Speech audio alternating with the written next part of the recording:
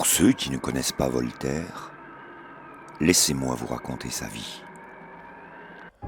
Grand polémiste de son temps et humaniste convaincu, Voltaire a consacré sa vie à son œuvre à combattre l'intolérance et le fanatisme.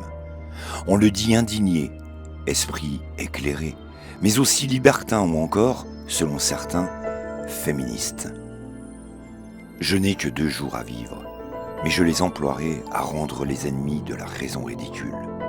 Jusqu'à ses derniers jours passés au château de Ferney, où il rédige ces mots adressés à son ami Charles-Augustin de Ferriol d'Argental, Voltaire n'aura eu de cesse de combattre l'infâme, l'intolérance et le fanatisme religieux, comme décrit par Frédéric II dans une lettre envoyée aux philosophes. L'un de ses coups les plus célèbres portés à l'infâme reste d'ailleurs la publication de son dictionnaire philosophique, en juillet 1764, qui déclenche un véritable scandale. L'ouvrage vise à prendre le contre-pied de l'encyclopédie dans laquelle Voltaire a signé des articles, mais dont il reproche les longueurs et les compromissions de pensée, comme le souligne Gerhard Stenger dans la préface du dictionnaire. Parmi les entrées retenues par le philosophe, on trouve notamment celle consacrée à la femme, qui a ensuite disparu des rééditions actuelles. En général, elle est bien moins forte que l'homme, moins grande, moins capable de longs travaux, son sang est aqueux, sa chair moins compacte, ses cheveux plus longs, ses membres plus arrondis, les bras moins musculeux, la bouche plus petite, les fesses plus relevées, les hanches plus écartées, le ventre plus large. Peut-on d'abord y lire? Plus loin, Voltaire poursuit en s'appuyant sur les caractéristiques physiques. Il n'est pas étonnant qu'en tout pays, l'homme se soit rendu maître de la femme, tout étant fondé sur la force. Il a d'ordinaire beaucoup de supériorité par celle du corps et même de l'esprit. On a vu des femmes très savantes, comme il en fut de guerrières, mais il n'y en a jamais eu d'inventrices. La vision de Voltaire sur le sexe féminin ne peut pas cependant être résumée à cette définition qui, au XXIe siècle, apparaît comme misogyne. Paradoxalement, le philosophe est aussi l'auteur de Femmes, soyez soumises à vos maris, où il fait dire à son personnage féminin la maréchale de Grancey. Parce qu'un homme a le menton couvert d'un vilain poil rude, qu'il est obligé de tondre de fort près, et que mon manteau est né rasé, il faudra que je lui obéisse très humblement. Je sais bien qu'en général, les hommes ont des muscles plus forts que les nôtres, et qu'ils peuvent donner un coup de poing mieux appliqué.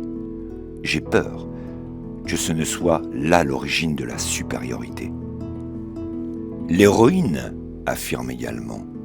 Ils prétendent avoir aussi la tête mieux organisée. En conséquence, ils se vantent d'être plus capables de gouverner.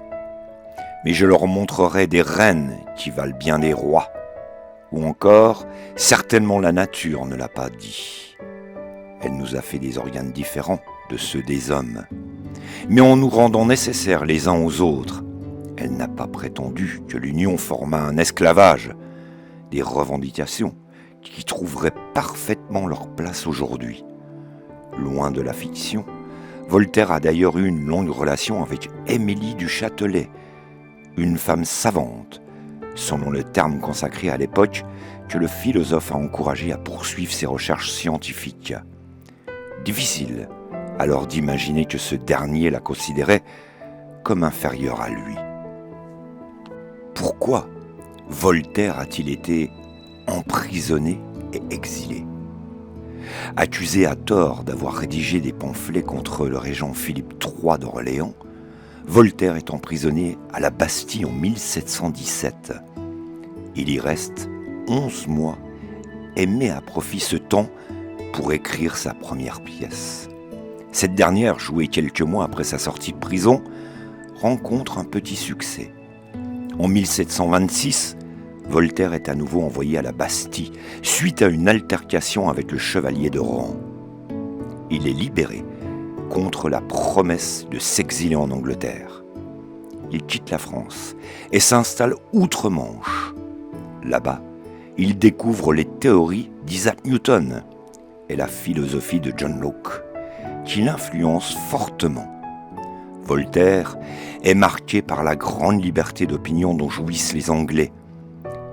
Il forme le vœu de tout faire pour réformer la société française au niveau social et judiciaire. De retour à Paris, en 1729, il fait jouer ses 2 tragédies, Brutus en 1730 et Zaïre en 1732, qui connaissent un grand succès. Pourquoi Voltaire est enterré au Panthéon ? Les combats de Voltaire contre la restriction de la liberté individuelle lui confèrent une immense popularité. Lorsqu'il revient à Paris en 1778, le peuple de la capitale lui réserve un accueil chaleureux et le porte en triomphe pour aller assister à la 6e représentation de sa dernière pièce, Irène. En avril de cette même année, il devient franc-maçon. Affaibli par la maladie, Voltaire meurt le 30 mai 1778 à Paris, à l'âge de 83 ans. Le curé de Saint-Sulpice, refusant de l'inhumer, il est enterré à l'abbaye de Cellières près de Troyes, grâce à l'intervention de son neveu. Ses cendres furent transférées au Panthéon le 11 juillet 1791, après une grande cérémonie sans la participation du clergé. Les œuvres de Voltaire dénoncent la guerre, l'intolérance religieuse, l'injustice politique et sociale qui régnait au XVIIIe siècle. On sent y souffler le vent annonciateur de la Révolution française de 1789.